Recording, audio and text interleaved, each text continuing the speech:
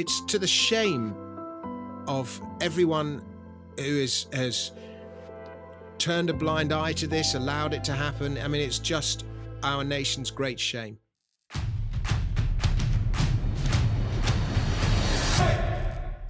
Hello and welcome to the Anne and Phelim Scoop. I'm Phelim McAleer, just me today, and Michael Hinney is unavailable.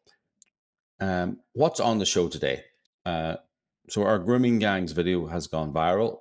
Millions of views on the clip that was released just over a week ago. On today's show, we talked to the actor Dominic Frisby, who played the judge in the verbatim drama. And we talked to him about why it has suddenly become so popular again and what it says about Britain today.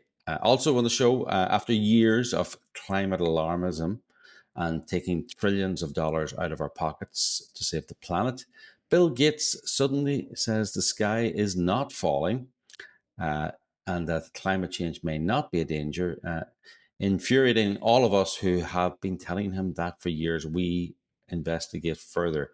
And our friend and great businesswoman and philanthropist and great American, Karen Wright, has died. We highlight the life and legacy of this great American woman. So first of all, I want to go over to the interview I just did with Dominic Frisby. Dominic is a great British actor, perhaps better known for his comedic acting and comedic songs, but for us, he did some serious acting on a very serious topic. He played the judge in our Grooming Gangs on Trial film. It's an amazing film. Go to groominggangsontrial.com. You'll see it all there. Warning, it is very, very graphic, but it needs to be graphic. It is 100% true. It is a verbatim reading of the judge's sentencing remarks in this trial. And the terrible thing with this trial is that it's not very remarkable. There were dozens of trials similar to this and thousands of incidents similar to this. Let's go over now to the interview I did earlier with Dominic Frisby and discuss the recording of Grooming Gangs on Trial and why it's suddenly become popular again and what that says about Britain and the world.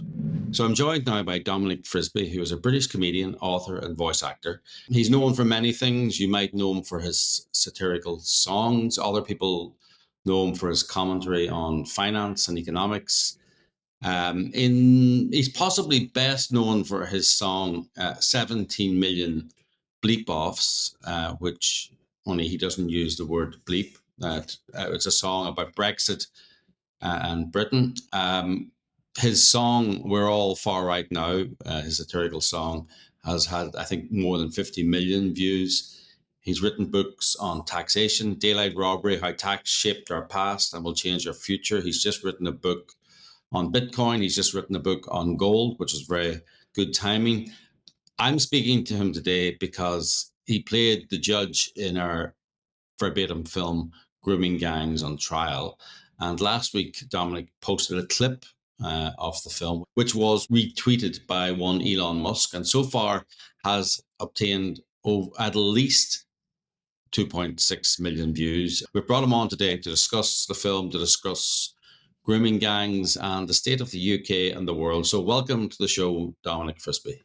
Thank you very much, Phelim. Pleasure to talk to you. Let's go back to the beginning.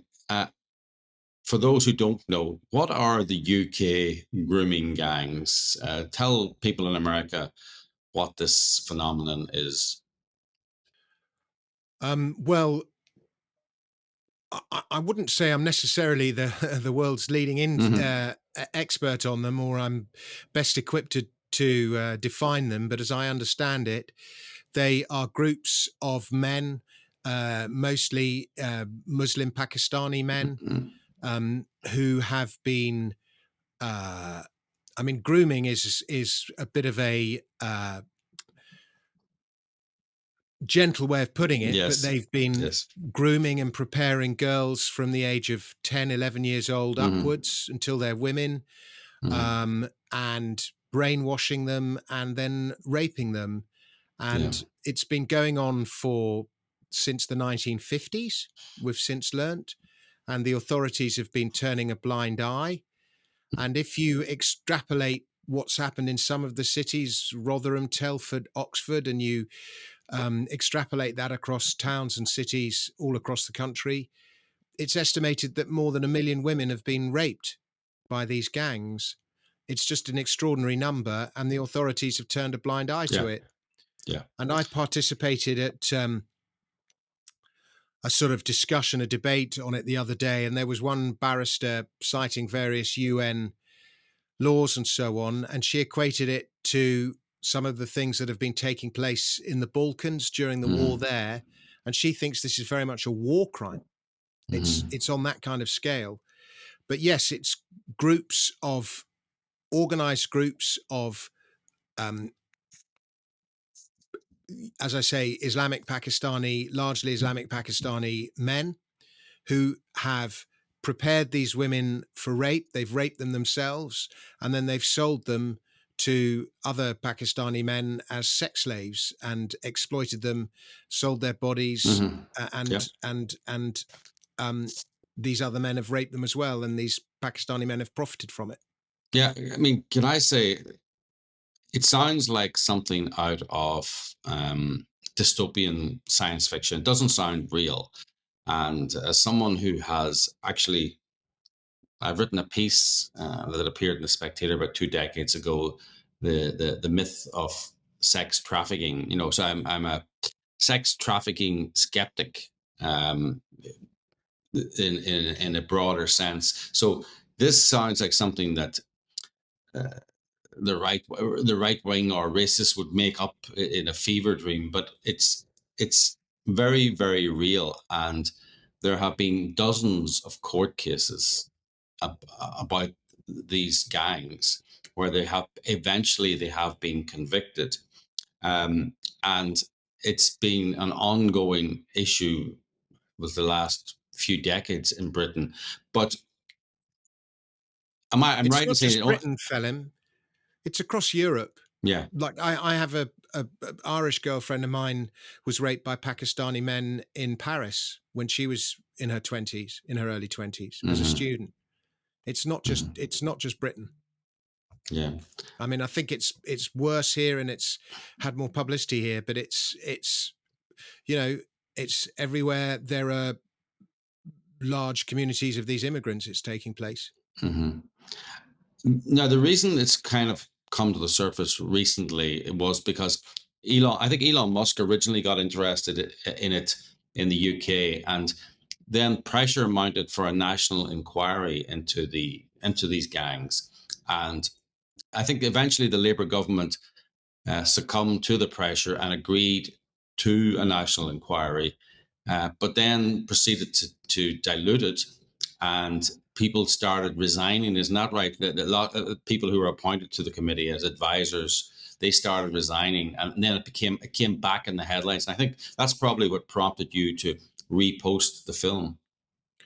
Well, there was under a lot of pressure, having refused it multiple times. The Labour government, yes, as you say, they finally succumbed, and a lot of that pressure was enabled by Elon Musk freeing up Twitter, enabling free speech on Twitter. And so the story came to the fore, and it's clearly something Elon Musk cares about. And so the Labour government came under a lot of pressure to hold an inquiry, and eventually they agreed many months ago, to hold this inquiry. And then about 3 or 4 weeks ago, the inquiry hasn't even begun, but they had various victims of these crimes take part in the inquiry, and they all resigned en masse, citing the fact that the people conducting the inquiry are the same people that glossed over it before, and they didn't think there would be a proper, truthful inquiry, and so they resigned.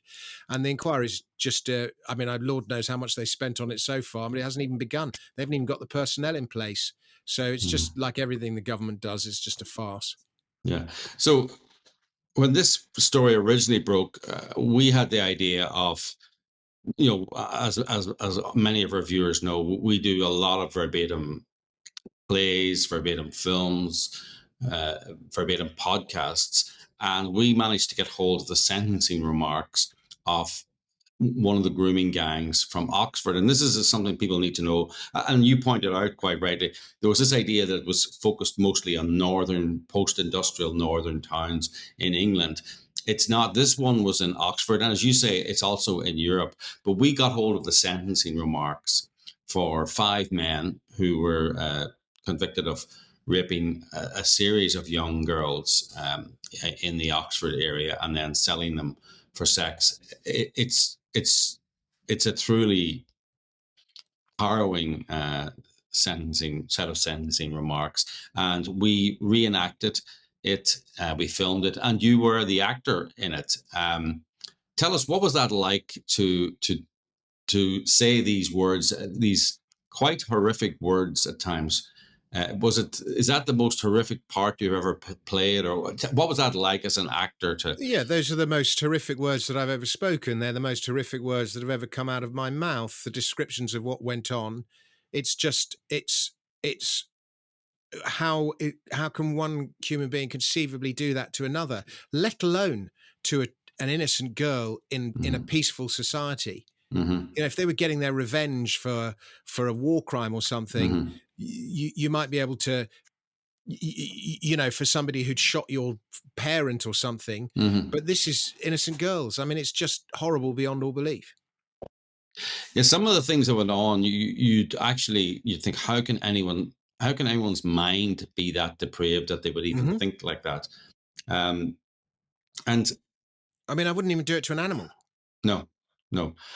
So we released the film. It was very, very successful. But then, as you say, people started resigning. The grooming gangs came back into the headlines, and you put together a clip of, would you say, the worst parts of the film or the worst parts of the judgment? Yeah, I just took the most graphic 2 or 3 minutes and clipped that and stuck it on Twitter, and it came to the attention of all sorts of people, among them Elon Musk, who retweeted it, and but Alison Pearson and Posey and various others retweeted it as well, and a lot of people are horrified to hear those words, but I think we need to hear them because we need to know what went on, because it's true. And the country's still in a state of denial about it. Whether they even exist, let alone the crimes, these gangs, and it's to the shame of everyone who has turned a blind eye to this, allowed it to happen. I mean, it's just our nation's great shame. It is. I mean, we described it as the biggest crime in UK history that led to the biggest cover-up in UK history. I think so. Yeah. Many of the they're struggling victims to cover it up now, but they're still trying. Yeah, many of the victims say they went and reported these incidents to the police, and the police refused to get involved. The social services, child protection, refused to get involved. A, because they were afraid of being called racist, and B, because they viewed the girls as somehow complicit in it. They were from the wrong end of the tracks, that kind of thing. It's a truly shocking cover-up.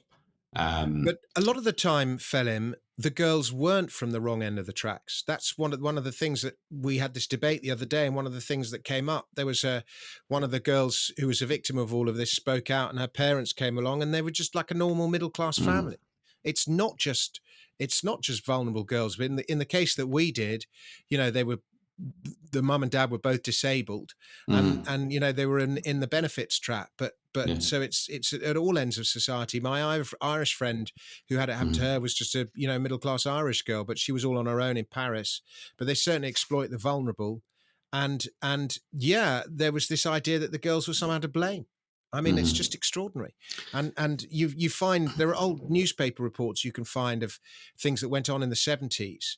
And the girls were like promised to be a good girl in future. You're gang raped by 10 men, and somehow that's the girl's fault. Yeah. I have a question. So, I mean, yes, it's all over, but it was fairly... Maybe it started in the post-industrial northern towns, which would have a Muslim majority. Maybe it's more prevalent there. At these areas, the local councils and the local child protection, and to some extent the local police force, they were all controlled by Labour councils and or Islamist councils. That nexus. There was a Conservative government in Britain for 14 years. Why did they not have a national inquiry? I mean, can you maybe no one knows the answer to this? it means the politicians take the path of least resistance at all times. They will do the thing that is easiest for them to do. And it's just the way with politicians. And to hold a national, like an inquiry is one thing. It's what the inquiry leads to. But, you know, what do we then do? There are hundreds of thousands of girls that have been raped. And there are tens of thousands of rapists, maybe more. And, you know, a lot of the Islamic people that have come to this country have a contemptuous attitude towards the locals and to local ways of doing things and local customs and local girls and so on. And it challenges to have this inquiry and to deal properly with the consequences in a way that the locals would like means tens of thousands of it means confronting the truth. Yes. And it's an uncomfortable, it's more than an uncomfortable truth. It means a huge confrontation between Islamic immigrants or Pakistani Islamic immigrants and the locals and the local authorities. It means it's going to be this confrontation. No politician wants to trigger it. Yeah. That's why they don't hold the proper inquiry, because they know where it goes. But this confrontation needs to happen, and this injustice needs to be put right, I'm afraid to say. And the Islamic communities that have perpetrated this need to take a long, hard look at themselves and recognize that while what they've done might be normal where they come from, it's not the way of doing things here, and it's a criminal offense. And these people need to be pay for their crimes. And, you know, the punishment needs to fit the crime and all those things. And the reason it's been brushed over is it totally goes against the whole narrative of multiculturalism being a wonderful thing that's taken place since the war. And it's just going to trigger so many problems. No politician wants that on their own doorstep. And rather than deal with that and face up to the truth and have the balls to deal with it, they would rather just sacrifice tens of thousands, hundreds of thousands of young women. That's the choice they've made. Actually, I think you hit the nail on the head there. It demolishes the myth of multiculturalism and diversity as our strength, and also demolishes. It means we have to ask hard questions about both the Labour Party and the Conservative Party, the policy of mass immigration that they both promoted. It's yet another reason. It's another failure of leadership and politics in this country. And it's also like it's been going on in London for decades. And Sadiq Khan pretends he's the mayor of London. He pretends he doesn't even know what it is. I mean, it's that level of lying. It's just gaslighting. It's awful. And these people need to pay with their jobs and worse and more. Yeah. It's a huge, huge lie. And our leaders are cowards. So you said you were at a conference there. That was the Battle of Ideas, was it? No, it was a debate organised by a debating club called Agora. But it's similar to the Battle of Ideas, similar format, 4 or 5 speakers and questions from the audience and stuff like that. So we did the film, which we'll be playing your clip at the end, actually, at the end of this interview. It was doing that conference that triggered me to put the clip together and put it up, because I just thought the film generated a bit of publicity when it came out. And then, like all these things, it just sort of got forgotten. And I just felt people needed reminding of it. And I'm really glad that I did do it, because it came to the attention of millions of people whose attention it hadn't previously come to. And in fairness, it was going viral before Elon Musk tweeted it. Actually, it really was taking off. I could see that. I mean, it was getting hundreds of thousands of people. It's funny, I put it out in the night on I can't remember what day of the week it was, but say Saturday night. And then on the Sunday morning, I think I might have retweeted it, but a couple of people, it sort of got ignored overnight. And then it came to a couple of people's attention on the Sunday morning, and it just grew. But it was tens of thousands, hundreds of thousands. And then maybe it was 300, 400, 500,000, something like that. And then Elon Musk retweeted it, and it suddenly went to millions. Yeah. So, and the more we remind people of this, the harder it is to ignore. Yeah. Well, how is the culture handling these cases, in the sense that we've made this film? Are there any other people out there trying to tackle this in a cultural way, in a artistic way, you know, or in a filmic way. And is there anything like that going on? Is there any, or are we still all in a sense of denial, or what in the UK? Is it breaking through to anyone? Are the arts community? Is there anything happening in that level? There's a little bit. It's mostly grassroots, and every now and then it reappears in the news, and then it gets brushed away again. I mean, the scripts that we did were actually read out in Parliament, but they still didn't deal with it, and this was under the Tories. And but it's mostly grassroots, and you know, the news agenda just changes every day. And this, you know, it'll be on the headlines for a day or two, and then something else will come back on the headlines. But the fundamental problems haven't been addressed.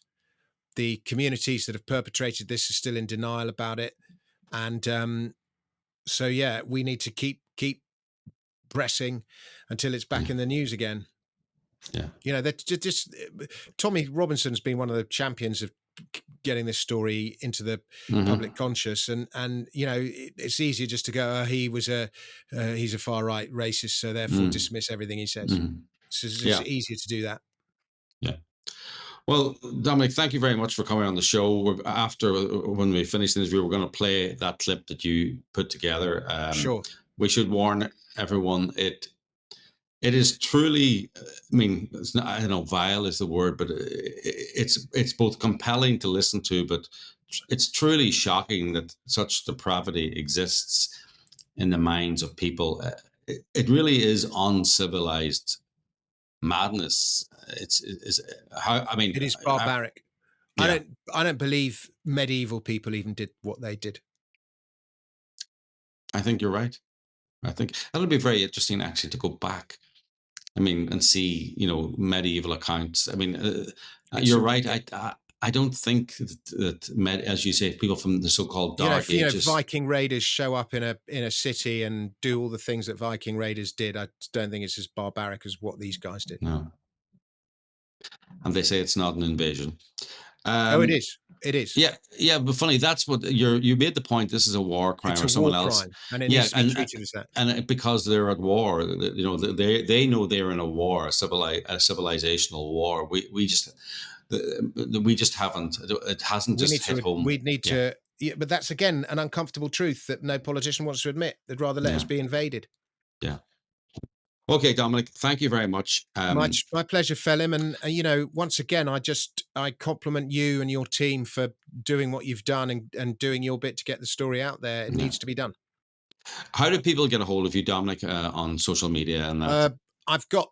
If you're, if you're interested in my comedy, I think the best way is via Twitter at Dominic Frisby. But if you're not on Twitter, I have two websites, one for my comedy, which is frisbys.news, FRISBYS, frisbys.news. And then I have one for my financial stuff, which is theflyingfrisbee.com. Yeah. Actually, I'd love to talk to you about you've just written a book about gold, isn't that correct? I have, yeah. Very good timing as it goes through the roof. And income tax. What was the name of the book on income tax? The greatest Daylight theft? robbery. Daylight robbery, yes, indeed. Look, thank you very much, Dominic, and we'll have you back on the show to discuss those as well. Thanks. Thank you. Cheers, Phelim. Bye. I think Dominic said it better than most there. This calls into question the whole religion of multiculturalism, the idea that diversity is our strength. So now we're going to play the clip that Dominic took out of the Grooming Gangs on Trial film. If you want to see the whole film, the link is in the show notes. Also go to groominggangsontrial.com. I'm warning you now about this clip. It is very, very difficult to listen to. It is about 3 minutes long. If there are young people in the vicinity, if you think you might not be fit for it, you should fast forward 3 minutes. I think you have to listen to it though, because it is hard to believe there are people among us, but these monsters live among us. And sometimes it's good to be reminded that monsters live among us. Israel was reminded that monsters live among us on October 7, we need to be regularly reminded that monsters live among us. We should never forget that. We should never forget that. Sometimes I think that's the difference between conservatives and leftists. Conservatives know there are monsters. Leftists think that everyone is good and that society and capitalism makes them bad.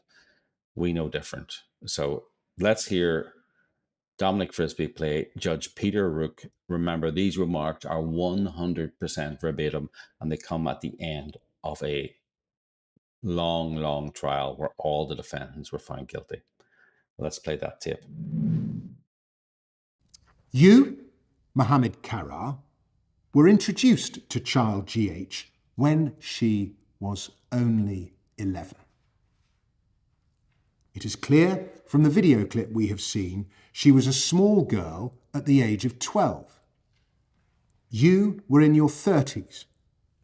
You knew that both her parents had profound disabilities, and at a very early age she shouldered huge responsibility towards her parents. You would go home and smoke joints with her father, who no doubt would have no idea what you were doing to his daughter. You anally raped her when she was 11. There came, at the time, before she was 13, that both of you, Mohammed and Bassam Karar, started to bring strangers to have sex with her. You, Mohammed Karar, took her to various places to provide sex to others. A hotel in Bournemouth, a flat near a school in Oxford. She was taken to High Wycombe for sex on a regular basis. Sometimes there were 3 or 4 men at a session, sometimes as many as 9 or 10. Child GH would hear both Mohammed and Bassam speaking to customers over the phone before going to the Nanford for sex.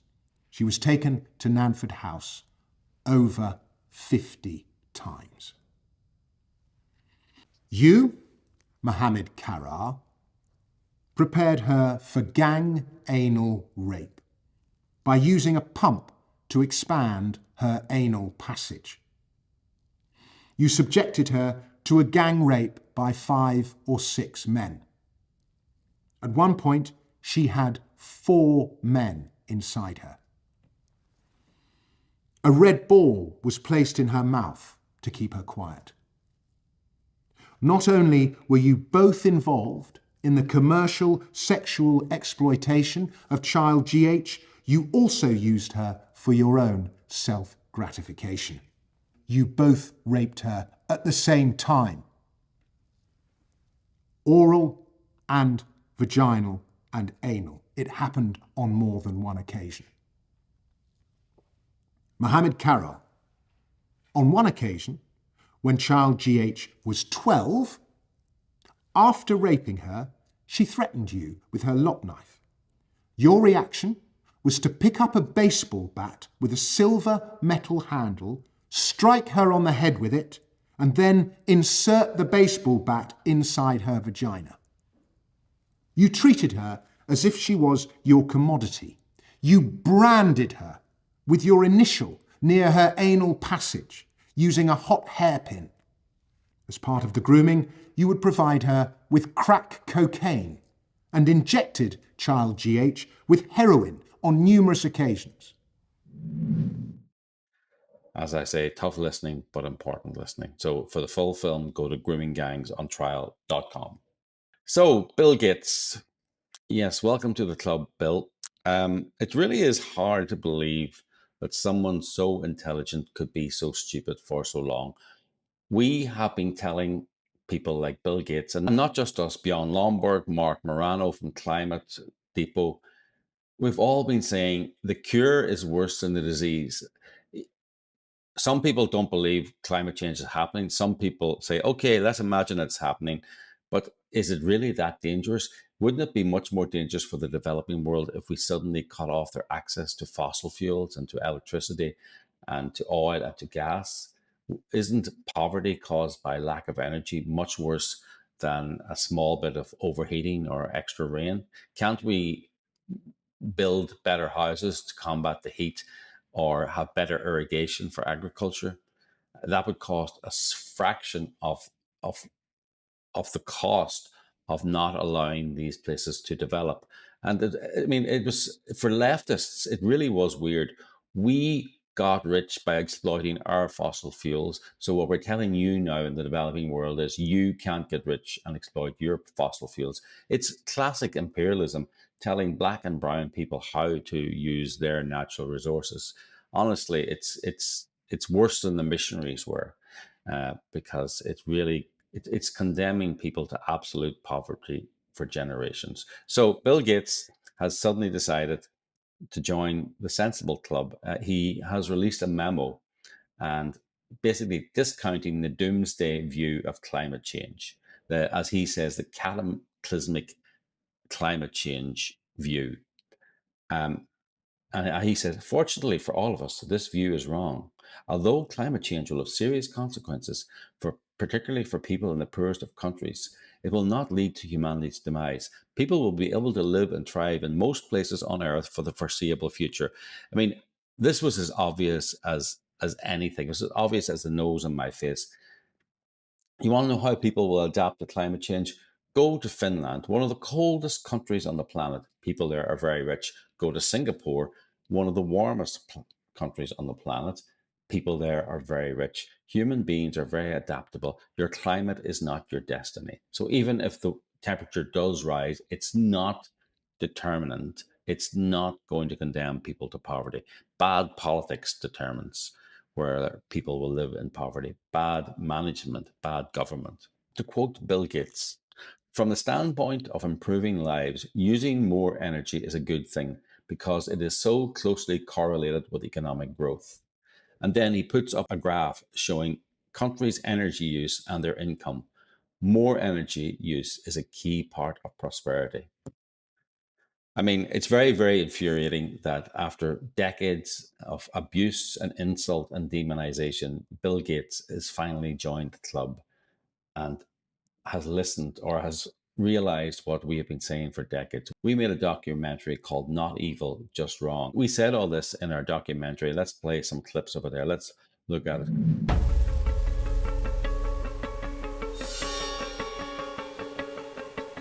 I promise you, a day will come. We really are facing potentially ecological Armageddon. It's a real threat, and it's coming. You can go on the internet and check it out. Basically, the problem is cars, coal, and buildings.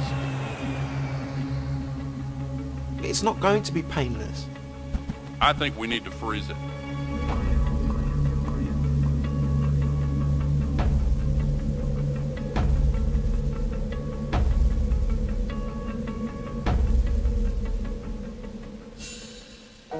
I don't think it would be a bad thing for this Earth to warm up. In fact, ice is the enemy of life. Al Gore gives the impression that sea level is going to rise by 20 feet in the very near future. Now, that is a very disturbing misstatement of the science. 20th century is certainly not the warmest in 1,000 years, and we also have scientific data to show this. If the factory closed down, this area would die.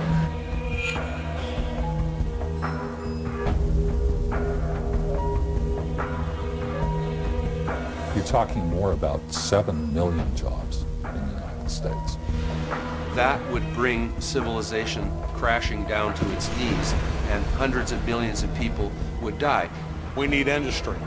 If there's going to be a generation to carry on after this one, we have to have it. Al Gore needs to just go on about his business somewhere else. A lot of environmental activists still have not come to accept that the humans are also part of the environment. You're comparing birds with people. You'd rather save the birds and lose the people.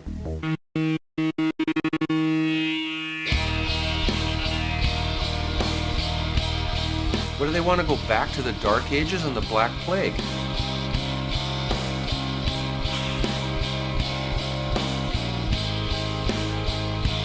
We're human beings.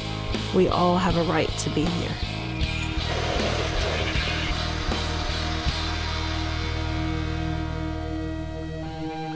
And I believe that Al Gore has great regard for people, real people.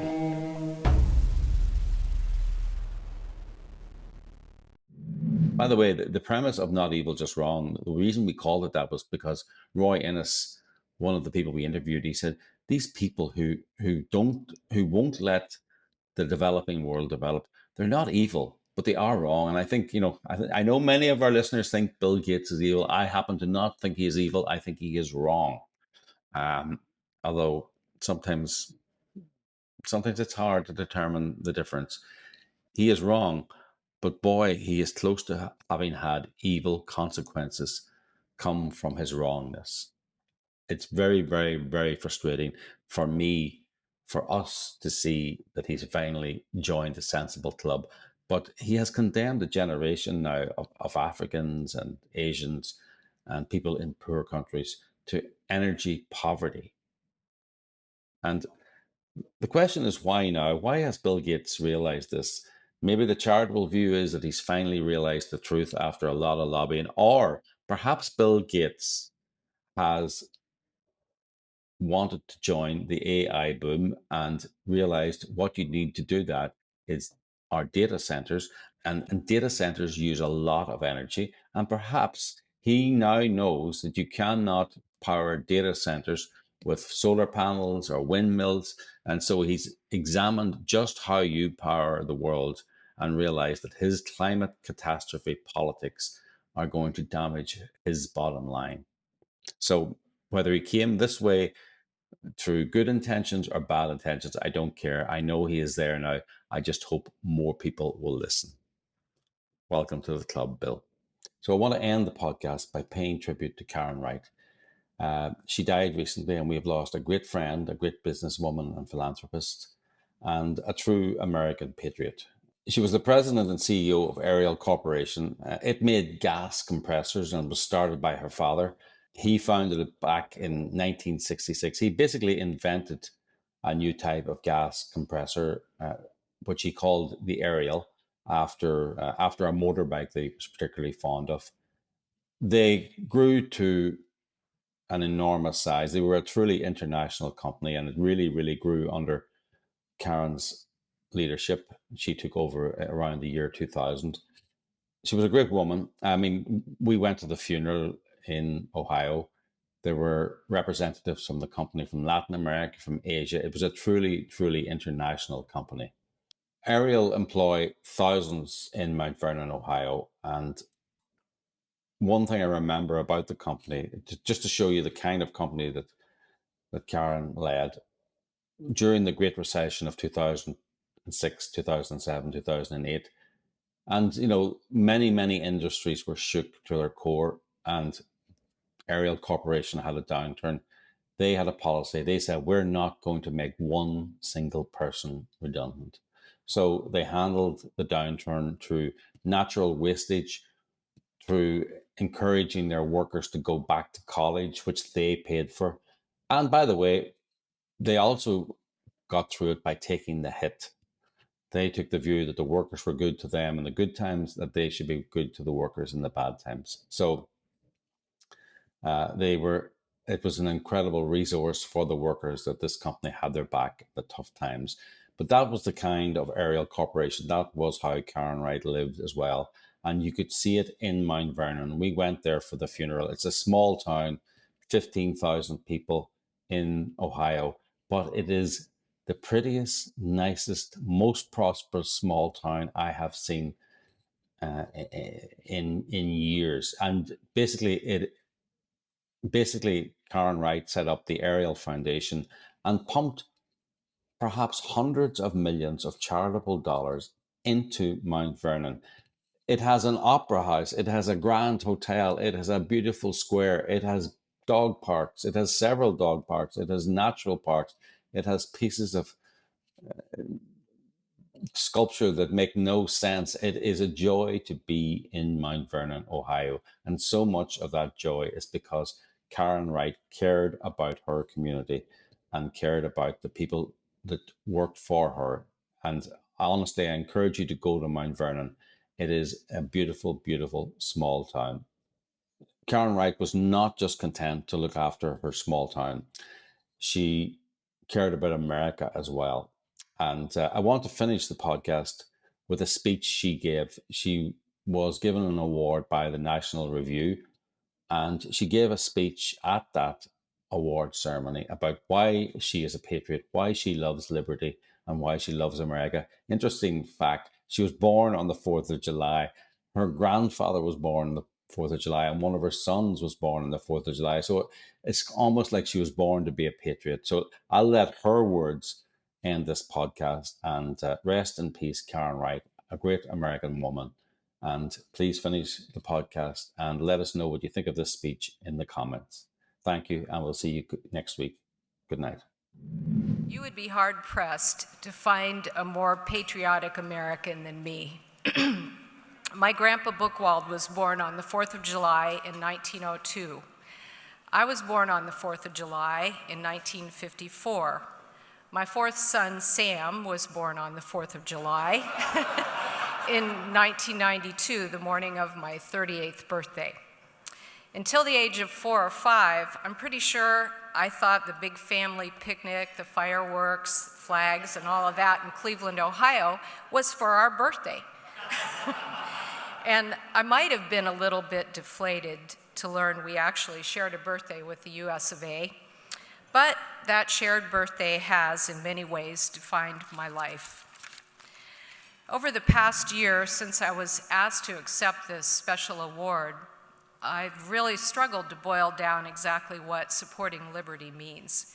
And to me, it means sharing a birthday and a sense of independence, fidelity, and pride with a magnificent nation, unique in the history of nations and people. Liberty is the ideal most deeply embedded in this nation's heart, and supporting it is, for me, the most natural thing in the world. Supporting liberty really begins with education. Education in American history with respect and admiration for our achievements as a nation in the context of human history, not from the perspective that we've reached perfection or would have had we gone the socialist, communist, fascist route or stuck with the good old feudal system from which all these sadly lacking ideologies actually originate. Supporting the efforts of so many individuals and organizations dedicated to reestablishing American patriotism and historical understanding of our democratic republic is critical, since the entire school system has been dragged further and further away from this approach to the sad and vindictive multiculturalist worldview, not the melting pot ideal of America. I do want to mention the great loss we've recently sustained with the untimely death of Roger Beckett, just 44 years old, who is the director and heart of Rediscovering America, the Ashbrook Center curriculum, which equips high school teachers, history teachers, with the ability to teach the Constitution and the Bill of Rights from the original documents and not some miserable, pessimistic, revisionist kind of perspective. Sorry, Roger. Roger will really be so sadly missed by his family and friends and by the nation for his likely contributions to its health. Nonetheless, he did launch a vibrant and fully fledged program that will go on to honor his remarkable achievements. So I just wanted to mention him. Secondly, supporting liberty is completely entwined with support for the military, both veterans and those currently in service. And we owe those who defend our nation today and those who defended it in the past an enormous debt of gratitude.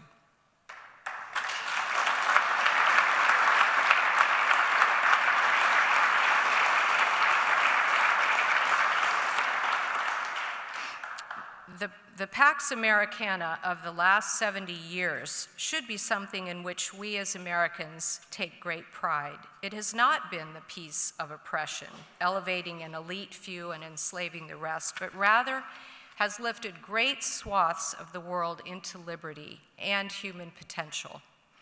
Our military has stood strong throughout all these years, protecting and defending the citizens of this country and many others as well from the constant attacks of those who would take us backward to a darker time where no one is free and power and greed prevail.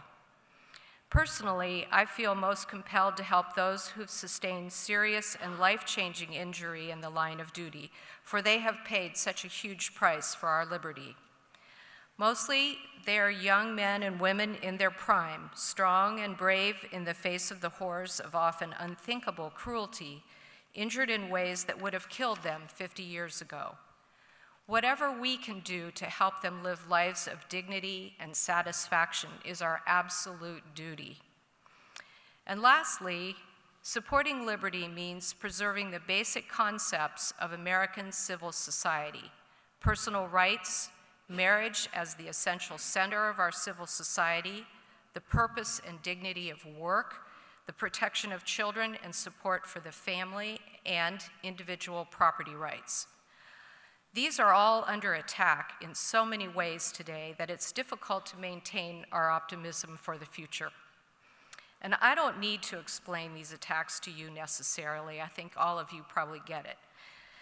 And these things sneak in with names that sound hefty and possibly even serious: environmentalism, diversity, tolerance, feminism, social justice, choice, cultural appropriation. I really hate cultural appropriation. But underneath every one of these things is that sneering viciousness of the oh so much wiser than thou elitist. We are told over and over we must not believe our eyes, our ears, or our common cultural agreements. Those, we're told, are wrong. We are wrong. And with the wave of the elitist wand, 100,000 years of human nature vanishes, and we're told all that is just the result of America's patriarchal white male founders' misbegotten philosophy. Hogwash, I say. Well, actually, that's not what I say.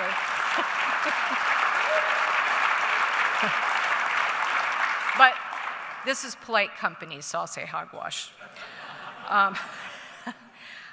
I'm exceedingly grateful to the many, many organizations who continue to stand strong before the constant attacks against our personal rights and our shared beliefs. And as only one person, there's no possible way for me to do the work of all those thousands. But luckily for us, there are so many dedicated people who are willing, and a lot of you are here tonight. And I know that they use our donations to provide hope for our future. They go about this fight with hope and love. And I think there's a book that mentions that love will prevail. So to sum up, I love America. I love its soaring ideals and its aspirations. I love its potential and the great good it has done for the world. Like Reagan said, and also Leonard said, he kind of stole my thunder here, it is the shining city on a hill. And liberty, as defined by this nation, under God with justice for all, is a song deep in my heart as it resided in Bill Buckley's heart. And I hope this love of country resides in your heart as well, and that you too will defend and support liberty, the soul of America, in every possible way for all of your life. Thank you.